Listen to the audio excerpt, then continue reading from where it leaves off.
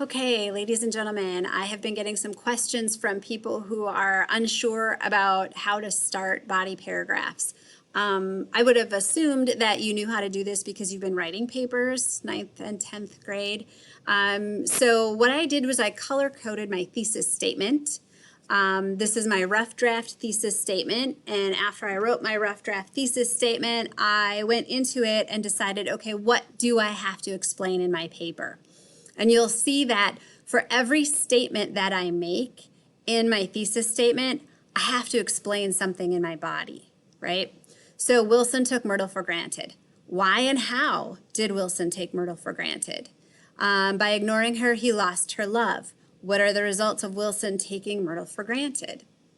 Leaving him so isolated by the reality of, devastated by the reality of her infidelity. How does he deal with the suspicion? He's devastated, but what actions does he have because of that? And then lastly, he chose to end his life rather than face the truth.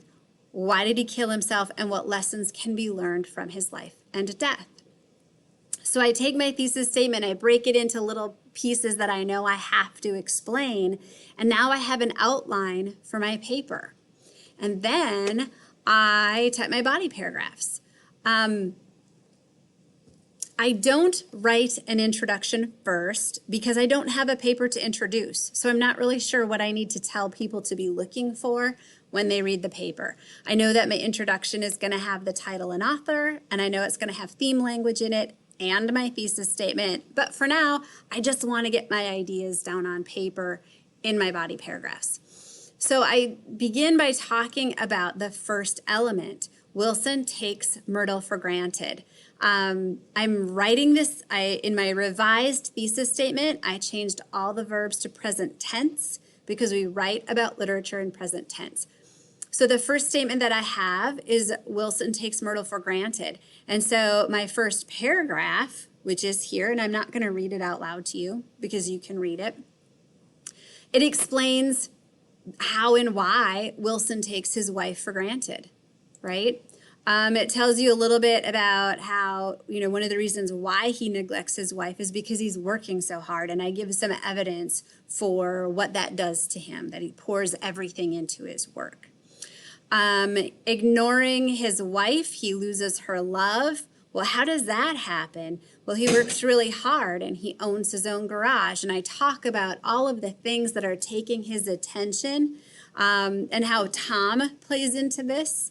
And how Tom arrives and becomes this thing that she's attracted to. And so by Wilson wanting to get ahead and trying to maintain a business relationship with Tom, Wilson is actually feeding into his wife's infidelity, right? So I explain that in the next paragraph.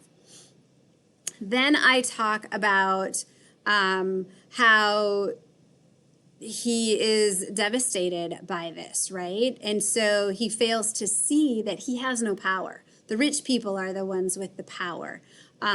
He talks about wanting to buy that car and having to be really nice to Tom or else Tom won't sell it to him. That when he starts to have suspicions of his wife being in an affair, he talks about ways that he has of finding out who murdered her, right? We talk about, in the next paragraph, he's confronting his wife about her infidelity. He talks about how it was the rich man in the car, and he's overcome by the reality that his wife was running toward her lover and that he decides to seek revenge, right? And then this last paragraph is the one that explains what is learned from his life and his death.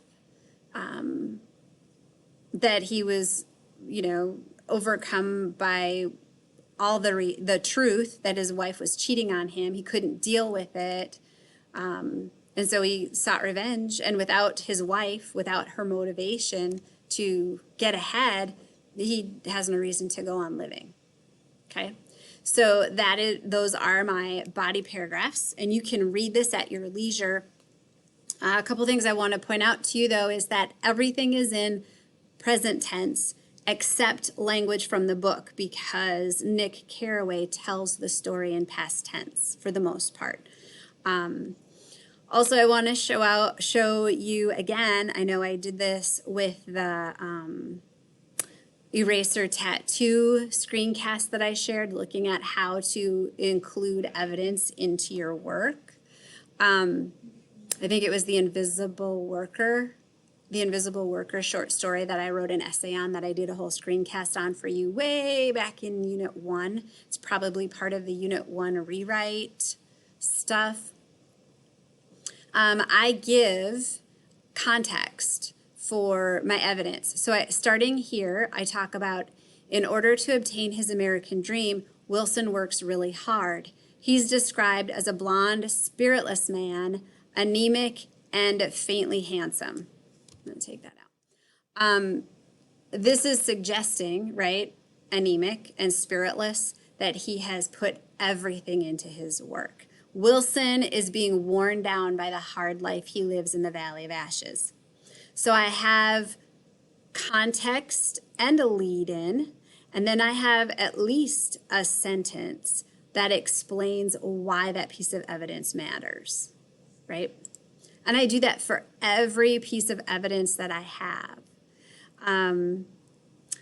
Here's more context and lead-in. Wilson sees Tom Buchanan and the other rich people with their fancy clothes, cars, and big houses, and he wants more for himself and Myrtle. Michaelis notes that, and here's my evidence, Wilson had no friend. There was not enough of him for his wife, since he pours everything he has into his work. And so then I have another sentence here that explains why that quotation matters. So you're going to follow that pattern as you write. Your topic sentence, what is this paragraph about? Context and lead-in,